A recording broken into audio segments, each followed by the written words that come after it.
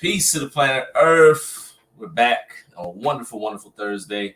Regardless to whom or what, make sure your word is bond. That's the jewel of the day, man. Your word shall have value. I try to tell people nowadays, man, let your word mean something and you'll get further in society. You'll get further in life. When you're known as somebody that keeps their word or your word aligns with your actions, then you're moving in the right direction. That was the jewel of the day at the top of the hour, inspired by life. Shout out to everybody, man, that's continuing to be bold, fearless, chasing their dreams, advocating, fighting, being a voice for those that can't be heard, and continue to push forward. Also, something I've been screaming to the top of my lungs is I'm continuing to work on it here and there. And yes, it's 186 degrees down here in Atlanta. It's self-care. Self-care is key. When you're in this journey, you got to replenish yourself so you can keep replenishing others. Sometimes you got to fight for yourself so you can fight for others, man. Today, going right into it, we get to speak to a brother who's got a similar background, who's had a journey of his own. And what I love about this platform is the ability to bring people up from different walks of life, different backgrounds, different ages, different locations, cities, neighborhoods, towns, whatever it is. And having people be able to tell their story. I think it's imperative that we hear the story, that we see things highlighted, that we see something positive.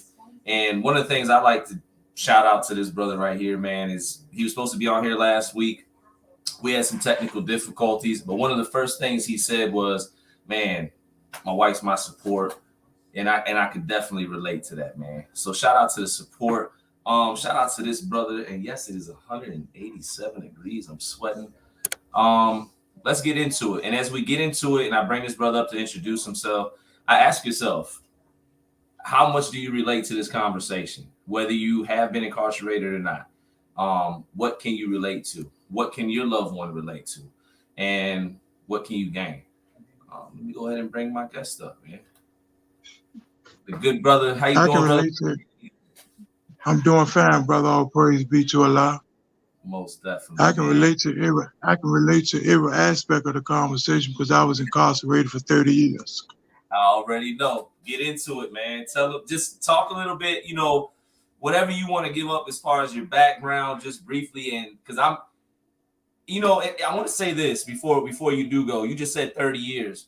There is a difference, right? I did 17 years, which is a long, long time. Right? 30 years is 3 decades. Yes, sir. It's way different than 5 years and 2 years. It's still tragedy. For anybody to be taken away from their family, for an extended amount of time, it's a hard thing. But 30 years, 3 decades. That's all I'm gonna say, man. Everybody just pay attention to this brother, man. Let him know exactly just a little bit of the background, man. Okay. I had to become Rasheed Shabazz because I was Richard Ross. And Richard Ross was a beast. Richard Ross didn't care, didn't have no hope or anything of that particular nature. Everything I did, I stood on it. My word was my bond. My bond was my life. If my word should fail, my life should fail. So everything that I stood on, that's how I stood as far as actions and movement. I was always against administration the moment that I entered the prison system because I knew that the prison system was more corrupted than the people that enter prison. So I was always against the system. So I had to become Rasheed Shabazz, and it took a long time for me to become Rasheed Shabazz. And only when they incarcerated me in segregation for 5 years, that's when I began to develop Rasheed Shabazz and switch from Richard Ross. Because Richard Ross didn't care. He just actually moved. And I want to pause you real quick. And you talk about the difference. You talked about basic, and I spoke a little bit, but a lot of brothers, we come in there. Some of us, it's like the light switch hit on, but we got to go through something. Mm-hmm. You spoke about 5 years in segregation. Can you speak to that? Because there's a lot of talk about segregation, the impacts on mental trauma, stuff like that. What does it mean to survive 5 years in segregation? Because I don't know if I ever had anybody specifically speak about that outside of myself. And I didn't do 5. I did just over 3. 5 years in segregation is mental trauma. However, you have to go inside of your mind, deep within inside of your mind, and come out as a different individual so that you can't become trapped inside of your mind and remain inside of segregation as someone else. Yeah, because That's what you have to do. guys do get stuck back there. When I Yes, a was on, lot of people. yeah. But I didn't mean to cut you off, but I was gonna say when I was on Sussex too, I remember being back there, and I'm back there. I got to do like 30 days, and I'm talking to a guy next to me, and he's like, "I've been in the hole since the '90s," and at the time it was 2000. Mm-hmm. Some of them brothers that didn't cut their hair, stuff like that. But when you talked about going somewhere inside your mind, you know, did it truly make you stronger? Was there a moment where, because I know for me, there was a moment where I felt like I was like, man, like, like the walls are starting to close in. Not everybody's experience is the same. Some people get in there and they just got it. The walls actually do close in. And when the walls start closing in, that's when you close in inside of yourself. So you have to start analyzing the things within inside of your mind that clicks every day that causes you to become who you are. The things that makes you snap, the things that makes you strike out, the things that make you say the things that you say, the things that you are here every 30 days or 90 days that you're not fit for population. So we're going to continue to keep you inside of isolation because no one wants you in their population. So things of that particular nature, that's what I had to do, and that's what I had to develop. So I started writing things down and what causes me to tick, what causes me to strike out on the individual, what caused me not to care, what caused me to just hurt an individual at a moment's notice. So I had to go in and come out with answers that will actually describe and help me attain who I want to be and changing that individual. I never heard that approach, that intense. I never heard anybody saying they sat down. But I mean, I've heard it now. I hear like therapists, they call it shadow work, where you start to basically do what you said that you were doing. But I've never heard anybody say they went inside the hole. You know, for me, I'm like, I think I got into reading more. You know, I learned more externally. Mm-hmm. I don't know if when I was in the hole, I took the time. I definitely didn't do what you do. So, and anybody that's listening to this, man, that might be something to encourage one of your loved ones. Write it down. What matter of fact, not even if you don't even have to be incarcerated. The way the world is now with stress and anxiety and all that, man, I'm thinking I might need to write some stuff down, man, because you just planted a seed, a good thought right there. You did 5 years in segregation, 30 years combined behind the wall. What are some of the changes you've seen as far as the way the system was? Because that's one of the questions people have asked in the email, and I know you can definitely speak on it. And can you speak about the year you went in and the year you came out, just as far as the timeline? Because sometimes that'll help people better identify as far as technology and all of that. The year that I went in was 1990. The year that I came out was 2020. Me too. And when I went in, it was entirely different. It was more movement and everything else. But when I was placed in segregation and let out of segregation, the whole movement was different as far as movement and how you act, speak, conduct yourself and everything else. As far as TVs and everything else, everything had changed. So you had to basically change with that. And when I was in segregation, 2 years, I didn't even communicate with anyone. I didn't communicate with anyone at all. So when I came out of segregation, it was hard for me to even communicate with people outside in the prison system. Only the Muslims that I communicated with, that was on the Nation of Islam side, that was on the Sunni community side, that was on the 5% side, and that was on the Moorish side, Temple side, and some that was on the Pan-African side. The other ones, I tried to stay away from them because I knew the dynamics of being caught up inside of the prison system as far as movement and action. Yeah. Yeah.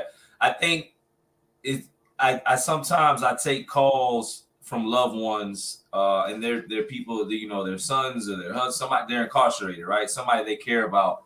And I always tell people I don't have advice. I have insight. I can't give you advice, but I can just tell you what I've seen or experienced. And I think oftentimes that's one of the battles is explaining to people exactly what goes on in prison, the difference in culture, lifestyle, you know, all of that. You said you stopped communicating for 2 years altogether with everybody, and you were just focused on With, yourself. with everyone inside of segregation, period, even the officers and everyone.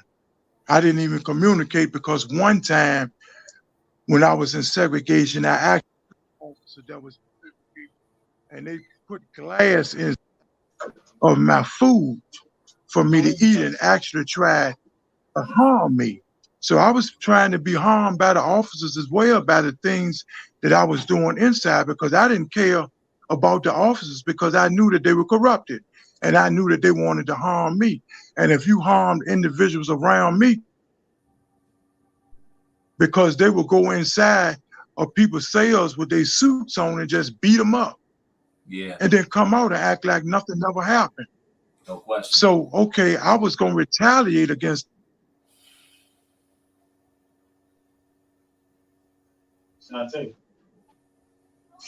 Uh-oh. Can you hear me? I can't actually hear you. Okay. I can hear you now. Okay, good. Sounds good. I don't know. We might be breaking up, or I don't know, Wi-Fi or whatever. So you went into this mode where you knew exactly what was going on, and I can concur. I think every now and then, this is my take. Somebody asked me what my take is on correctional officers. I've met some correctional officers that I felt like were for us. You know what I'm saying? But I think at the end of the day, if you wear if you wear the uniform and your peers are telling you to move this way, very few are going to move the opposite direction. Just because I've never seen it. I've seen more people be more concerned with their paychecks and see wrongdoings behind those prison walls by their peers, and they care more about their paychecks and staying out the way and not creating trouble for themselves than the guys. So I kind of concur. I wasn't as extreme, you know, and this is another first that I heard, you know, but I get it. I get it. When I was in segregation, they would spit in my tray. They would mock me or at least tell me that they did. If they didn't, you know what I'm saying? So now they planted a seed in my mind. I don't know if I can eat my food or not. Because I don't know if you spit in my food. You know, so I get it. I wanna kind of like fast forward real quick. Because you said something, and I wasn't even gonna go here. But you're the only other brother I spoke to, I think, so far, did a stretch and then came home in 2020. I came home in 2020. So for me, I feel like I had the challenges of being gone for over a decade and a half. Technology, communication, employment, whatever it is, these initial things I had to overcome. And then COVID, the pandemic, closings, people are passing away, sickness. I'm watching a brother that I know that I did time with come home, Richard, and his last days in the hospital from COVID. I'm watching all this. A thought in my mind, what is the world about to end right now? I don't know. I just did 17 years. What were your thoughts coming home after 30 years and walking into 2020? I came home January of 2020, so I don't know what month you came, but 2020 nonetheless. I came home April the 3rd, 2020. When I came home, my mental was ready, but in reality, I wasn't ready. So I closely stayed around my family and I closely stayed around my woman because anything outside of that, I couldn't trust. So I constantly stayed around her and I constantly stayed around my family. There's a lot of things that I was doing. They couldn't adapt. They was like, we know he's free, but some of the things that he think and his movement is still on an incarcerated level, You but want to yet he speak? moving Do towards you want? freedom. Do you want to speak on some of those things? Some people call them habits. I call them some of the things I call it. I carry with me to this day. I just call it survival tactics. I call it life skills. But when you Yeah, say you, they were life skills. See, I would get up in the morning. I was so used to getting up in the morning at 3:30, 4 o'clock in the morning. I'll get up in the morning and I may go around the street to my sister's house and I'll be outside in her garage or something, working out and everything else. They come out and look out. What are you doing out here? yeah, But that what was keeping my mind straight and keeping me focused on what I have to do and what I need to do.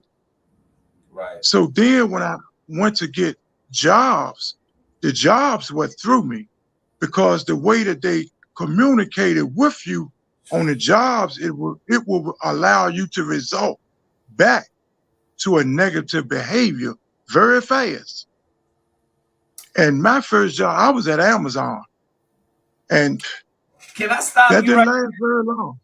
I've been telling guys, and I'm gonna let you jump back in. When you come home from prison, 9 times out of 10, you're gonna end up in a warehouse. That's where I That's ended up. right. And guess who else Hmm. is gonna end up in them same warehouses with you? Everybody else from all over that been locked up. All your people in the streets are still trying to get over. It don't matter what, I ain't gonna say what warehouse, but if you came home from prison and worked in a warehouse, you probably felt like you were still working in prison. Because I did. I felt Hmm. like I looked around. I was like, the only difference is I get to go home at night, but I'm in the warehouse 12 hours a day doing this type. And I'm looking, I know all y'all did time because I can tell from your mannerisms. I can tell how y'all beefing. I can tell the way you got your guard up. You trying to get Hmm. over. So yeah, I'm glad you brought that up, man. But so you Amazon, you're transitioning certain things. What are some of the other things that brought back or that you just remember about 2020? Either things you brought with you or just things that are sticking out? Because that was a crazy period to have to transition. I always kept like the one thing that I used to always tell prisoners inside a prison: never stop praying. No matter what you do, never stop praying.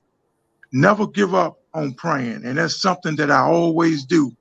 I continue to pray because no matter what you do, that's all you have is your prayer. And your prayer is what strengthens you and allow you to be able to move out. Because when you go in prayer, you're supposed to come out prayer with that strength to be able to move forward and accomplish what you actually done prayed. Indeed.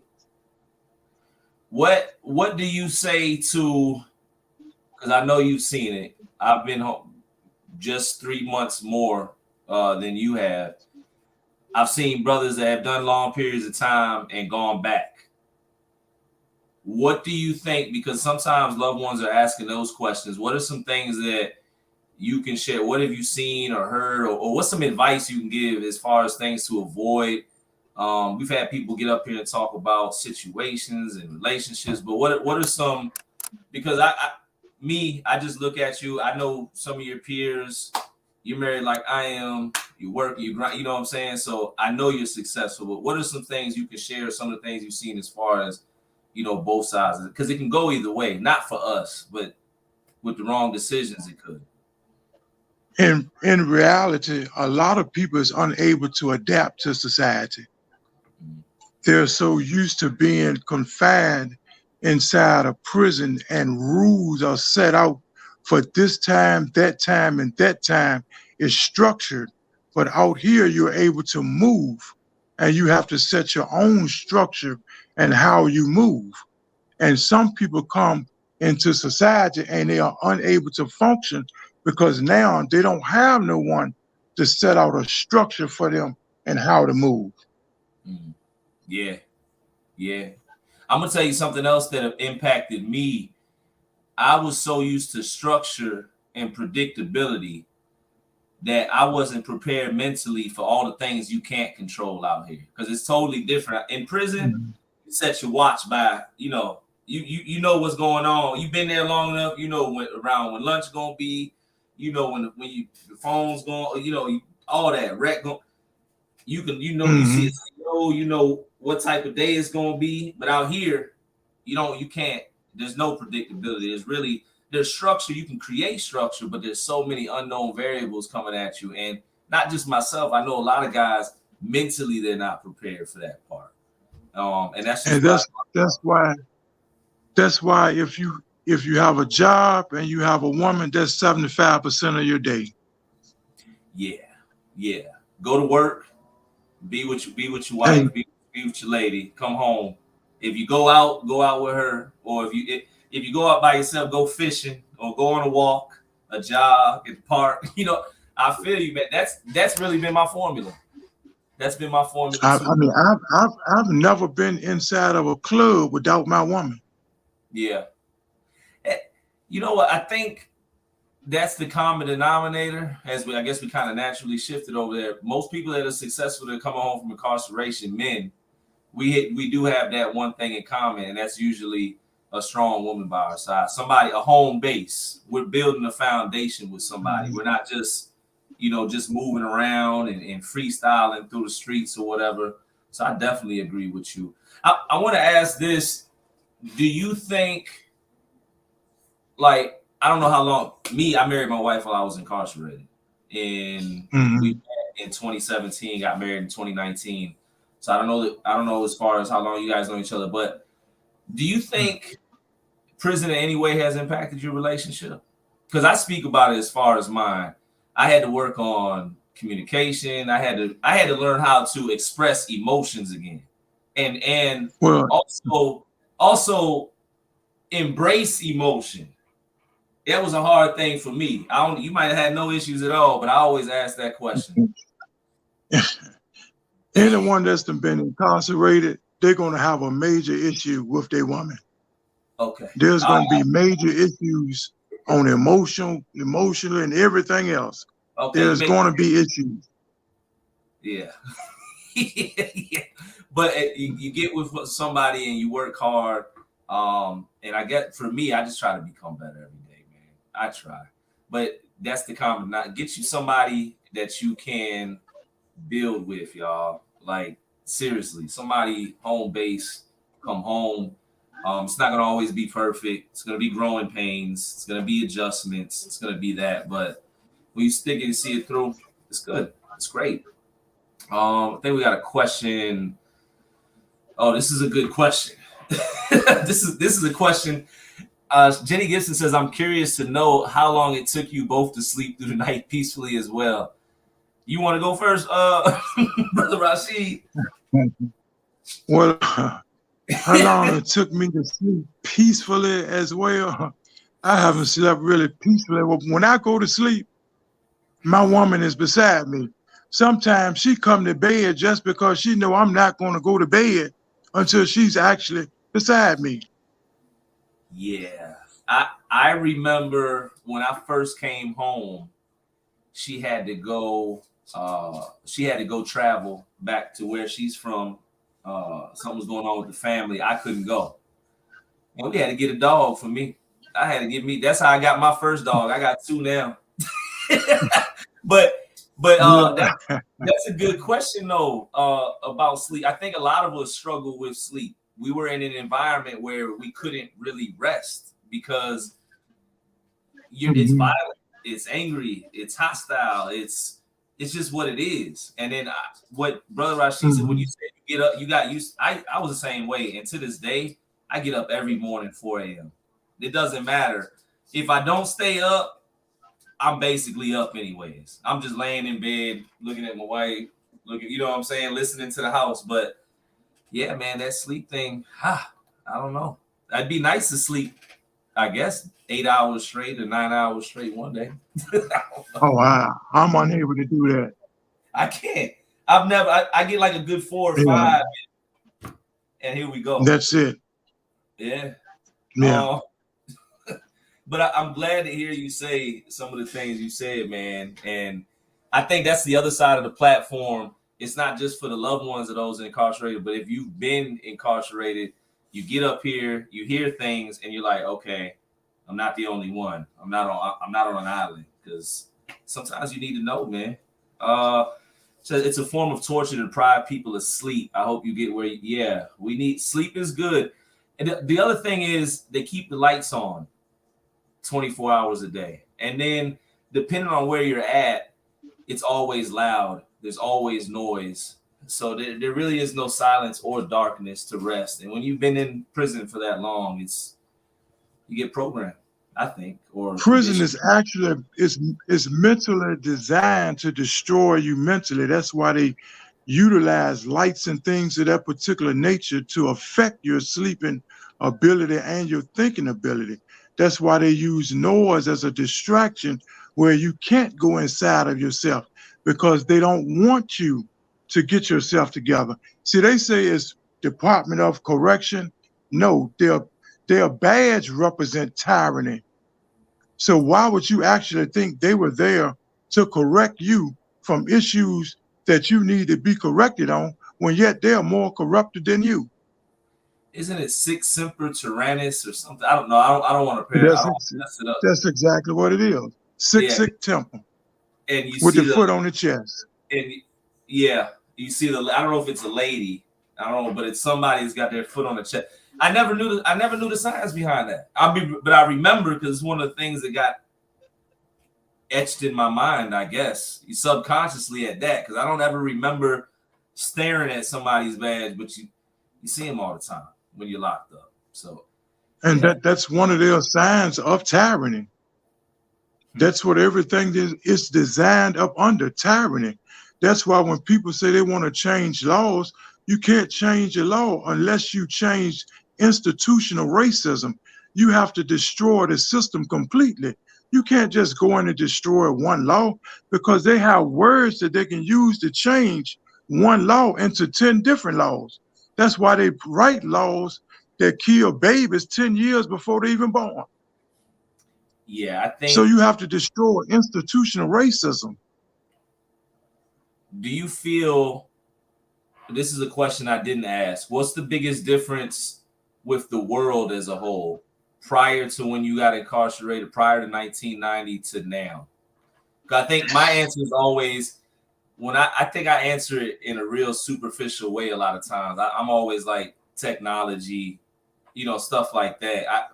But what is the difference you see with the people? Because I know when I sit back and think, I do see a difference in culture, people, society. And one of the things is I feel like people are angrier out here than they might be in prison. Actually, normal has become abnormal, and abnormal is normal. Yeah, it's weird. And that's how they move, and that's how they react. Yeah. Normal doesn't exist no more. If you function on a normal level, then they look at you as though that you have a problem. But when people are acting out in an abnormal manner, that's what is accepted. Yeah, this is true. You see it in society's trends. You see it on social media. The negative things got millions of views. The positive things, they got like 4 views. And it's just weird. I don't know. It's just weird. You're right. And society is to a place now where I just wonder what it's going to look like 10 years from now. Is something going to happen where it shifts? Is, something drastic happens and we go back the other direction, or is it just going to keep getting worse? I don't know, man. It shifts and contains where you actually need a microscope to see actual things that still exist that people actually think that has been destroyed and doesn't exist anymore, but it still exists. Yeah. And racism still exists on major levels. Oh, yeah. But they just don't put it where you need a microscope to see it. Yeah. Quick history lesson. I've been screaming this too. When they ended, quote unquote, slavery, allegedly, they enacted the justice system. And wouldn't you know it, here we are today. That's all I'm gonna say. In short, they enacted the justice system after slavery ended. A bunch of people started getting arrested. It looked like me and brother Rasheed. We weren't able to stand up in front of a room full of our peers. We weren't able to hold political office. Women weren't even allowed to vote to the 1900s or the 60s. I don't even know. And all these things are in place. And here we are in 2023, where last year, or this is the beginning of this year, where they were trying to take the woman's ability to control their body. And I'm not saying I agree or disagree, but when somebody else can tell you what you do with your physical body, that is a scary sign. When I think about things going on in Florida where they just want to disregard history, they don't want to, talk about what really happened because they don't want to offend people. That's crazy to me because we all know the truth. But I guess, for the sake of other people, it's just weird, man. 2023, I don't want to go on this ramble, but 2023 is different. You came home when I did. It's definitely, that's all I'm gonna say. It's definitely different. It's most definitely different. It's like, if you take this for instance, 1863, they written that you would be free. They put it into effect in 1865. But in 1865, when did the people actually become free? Because still in 1965, people were still fighting for freedom, which was 100 years later. So if you were still doing it in 1965, and now this is 2023, you're still fighting for some of the same things that you was fighting back then. So if you're still fighting for those same particular things that you were fighting back then, what changed? Nothing. But the faces that they put there that can run a football and deceive people every day to make them think that they are actually with you, but yet they're not. They're against you. Democrats and Republicans sit down and conspire every day against us. I told somebody, Brother Rasheed, I said, two wings of the same bird. They went off. What do you mean they're different? No, just pay attention. Pay attention. But that's anyway, all they have to do. Hey, we might have to get back up here and do round two and talk about global politics and world history and everything else. Get Brother Willie up here too, man. We could have. Oh, yes, indeed. That's one of the individuals that I walk with in prison. I already know. Shout out to Brother Willie. If you don't know, Brother Willie was the individual that asked the question that led me to get knowledge of self. So shout out to Brother Willie, man. And shout out to Ignite Justice, and everybody else that's up here. Positive Vibes Only, Jenny Gibson, Facebook fam. I know we're over on TikTok, YouTube, all those places as well.